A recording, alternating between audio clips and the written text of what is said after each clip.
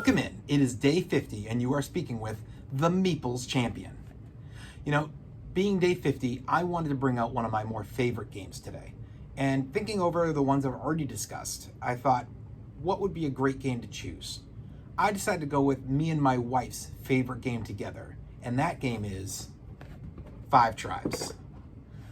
Five Tribes is a fantastic game where the concept is that you first are bidding up top to decide turn order. Then you're going down below, and on a completely tile-placed board where you're going to have different spots that are completely randomized every time you play, there will be groups of meeples. You're going to pick one, pick it up, and one by one drop meeples until the last one is dropped. You have to go in a row, you can't go backwards. When you drop the last one, whatever color meeple you're dropping has to match at least one meeple on the spot. You pick them up, you activate the color ability, so that might mean draw cards, that might mean get points, that might mean that you're going to end up attacking somebody. And then, if you by chance picked up all the meeples, because they were all the same color, that also means you get to claim the spot that you went to. So you put one of your camels on the spot. And finally, no matter whether you cleared it or not, the tile itself has an ability, and by taking from that spot, you activate its ability. So essentially, you're going to get at least two things you can do for your turn. Potentially, you're going to actually claim a spot as well. So, what do I think of this game? Let's jump right into it. Off the bat, the art. This game's from the company Days of Wonder. I think that unlike, well, I shouldn't say unlike, but compared to the rest, this is, for me, the high point of the art for Days of Wonder games. I love the box. I love that you're dealing with this amazing desert theme. You know, the Arabian theme really, I think, is felt in this game. They do a great job of selling it with the cards, with the box, with the pieces up top, with the actual tiles themselves. I really feel it, and I love the theme, and that art sells it. It's a thumbs up. Then there's the components. Well, primarily this is cardboard. You're dealing with your cardboard for your individual tiles, with your money. You're dealing with the cardboard for a lot of this. And yet when you leave the cardboard, you still have your meeples and your individual towers you're placing, and the palm trees and the castles, and those are all wooden. I think that those both are top-notch quality, and they really are something that aren't getting worn after years of use. I've played this game more than most games in my collection, and I've never seen the cards wear at all. The cards have held up great. I've never seen anything breaking with the wood, and I've never seen anything with the cardboard breaking down. It's a thumbs up when it comes to the components. The price. This game's only $50. You can find this game online in not every board game store anymore, but most board game stores, probably 3 out of 5, maybe 4 out of 5. You're probably going to find it in most of your Barnes & Nobles. I'm not sure that you'll see it often at a Target, but you might. And I think that this is a game that for $50, you're getting a lot in the board.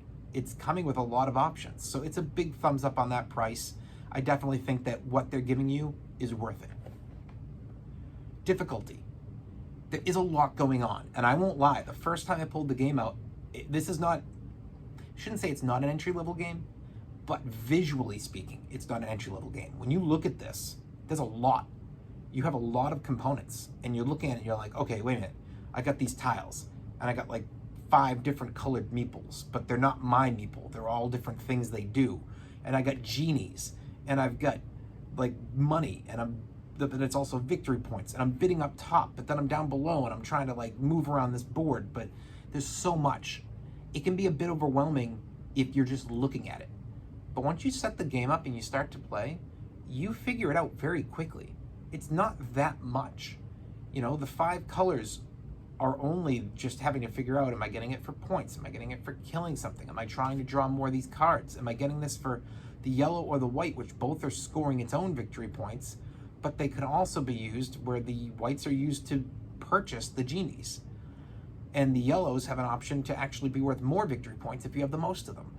It's not that difficult. You look at it and you go, oh, okay, I figured those out. And once I know those, now the individual tiles start to make more sense. And once I know that, it's all coming together. I think it's a thumbs up when it comes to difficulty. Replayability. This is a game that for my household, even at 2-player, on a 2 to 4-player game, it's not often I love it at 2-player. I love this game at all 3 stages, 2, 3, and 4. And I can replay this game multiple times in a week, multiple times in a month, multiple times in a day. My wife and I have had days where, before we had our child, where we would say, I get nothing going on a Saturday, what do we want to do? And she didn't want to play 3 different games and have to learn 3 different sets of rules, so this was the game. And she'd be like, let's do a 2 out of 3. And we would just play 2 or 3 games in a row. And it'd be great. I think it's very replayable. It's a big thumbs up when it comes to that. Your keys to victory. This game. Wow. There's so many keys to victory. It is packed with them. You're talking about, what do you want to go for? Are you going to try to keep going for the cards and getting sets and using those sets to be able to cash out for huge points at the end? Are you going to try to keep on using the blues because you want to try to activate and get a huge payout when it comes to the money? Are you going to be picking up the different yellows so that you can try to not only get the points for the yellow, but go from them being worth 1 point to being worth 3 points because you have the most? Or are you doing that with the whites where you're getting the 2 point for the whites? Are you trying to cash those whites in and buy the different genies? They're worth points by themselves, but if you get them early, the genies can let you have a real dominance over the board. Are you trying to get the spots that create palm trees and that create the castles? Because palm trees are worth 3 points per palm tree. Castles are worth 5 points per castle. And you can keep dropping them on the same spot if you keep landing there. So if you decide, hey, I'm going to just totally attack this spot, you could be packed with 4 different castles on a spot, and suddenly you go, well, that spot's worth 5 points on its own. It's got 4 of these castles. I'm getting 25 for it. There are loads of ways to score, and there is not a clear-cut, obvious, this one's the best or this one's the worst. I've had games where I dominated because of the castles, and the next game, the castles didn't mean anything. They were completely useless. So you never know, and that's what I like about this. It is a giant, giant thumbs up when it comes to those keys to victory. Unique. This game is so unique. I have never, ever really seen, and I'm sure there are thousands of games out, so I'm sure things are replicated. I can't think of a game that replicates that picking up of all these different meeples and dropping them and activating at the end. And then the activation not only gives you the meeple power, but gives you the location power. To me, this game is very unique in that way. Is the setting up of all of the tiles unique? No, we have games that do that. Catan does that. Is the ability to score points by these different factors unique? I think the genies might be a bit unique, but outside of those, everything else, we have set collection. We have this piece is worth points. We have get the most of something, you get a bonus. But do we have the pick up and drop, and do we have the genie ability? Not really. And I think even the combination of these, the fact that there's bidding in this game for turn order, using the points that you're earning in the game to do it, costing you to lose them, is unique. Especially when mixed into these and the way that it all melds together. Giant thumbs up on unique. So, overall, what do I think of this game? Must play. You have to give it a try. And should you own it?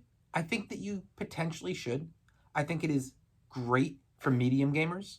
I think that the heavy gamers, not everybody's going to love it, but I think that it has enough, especially if you get the expansions. It keeps adding to that. But even the base game, I think that a heavy gamer, it just depends on what you like for mechanics. For the entry level, I think it's a game that may scare you visually, but give it a try. I think it's totally worth it, and you're going to end up wanting it in your collection. So I really am giving this a full-on, everybody should try it, and most likely everybody should own it. Well, this has been Day 50. You've been speaking with the Meeples Champion, and we've been speaking about 5 tribes. Like, share, subscribe to the channel, and check down below in the description. I'm going to be adding in an Amazon link so you can go and buy this whenever you want. I'll talk to everybody tomorrow.